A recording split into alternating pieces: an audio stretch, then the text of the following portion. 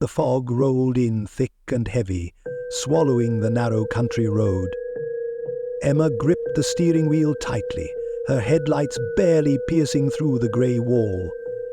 She had taken this route dozens of times, but tonight it felt unfamiliar. Like the fog had changed everything.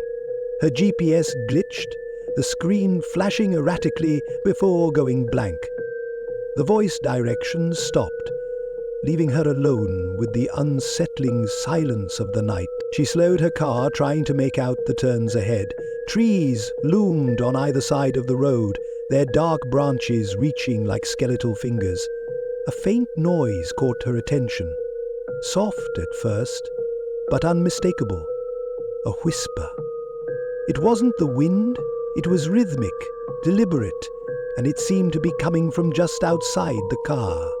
Emma shook her head, convincing herself it was just her imagination. The fog and isolation were playing tricks on her. Then she saw it. A figure standing on the side of the road, barely visible in the haze.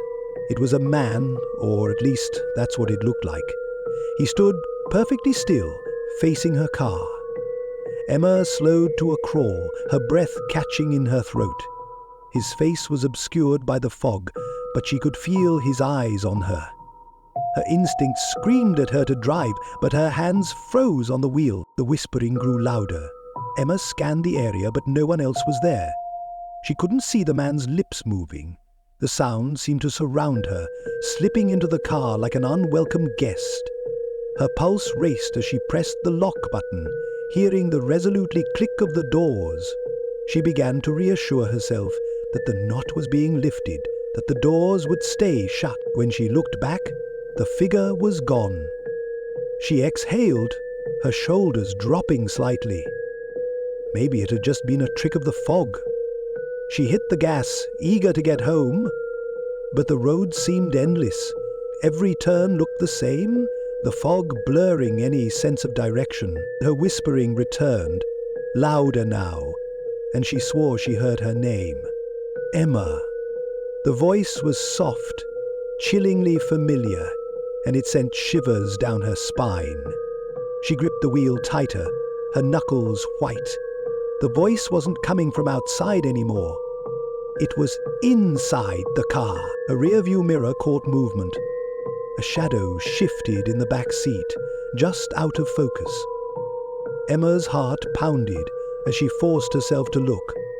The back seat was empty. The whispering stopped. She laughed nervously, shaking her head. "Get it together, Emma," she muttered. Suddenly, the figure was in the middle of the road, directly in her path. She slammed on the brakes, her tires screeching against the asphalt. The car stopped inches from him. His face was visible now, pale and expressionless, his eyes dark pits. He didn't move, didn't react. Emma's chest heaved as she stared, frozen, and then he smiled. He wasn't a normal smile. It was wide, unnatural, stretching too far across his face. Grisildi raised the car into reverse, but the figure was gone again. The road was empty. She floored the accelerator, desperate to escape. The whispering returned, deafening this time, filling her ears like a swarm of bees. The fog thickened, wrapping around her car like a living thing. She couldn't see the road anymore. Her headlights illuminated nothing but grey, and then she saw them. Dozens of figures lining the road, standing in the fog, their faces blank, their mouths moving in unison. The whispers overlapped, growing louder, more frantic. Her name echoed from every direction. The car sputtered and died. Emma frantically turned the key, but the engine wouldn't start. She grabbed her phone, but there was no signal. The whispers turned to laughter, low, guttural, mocking. The last thing Emma saw before the fog swallowed her was the man's face, pressed against her window.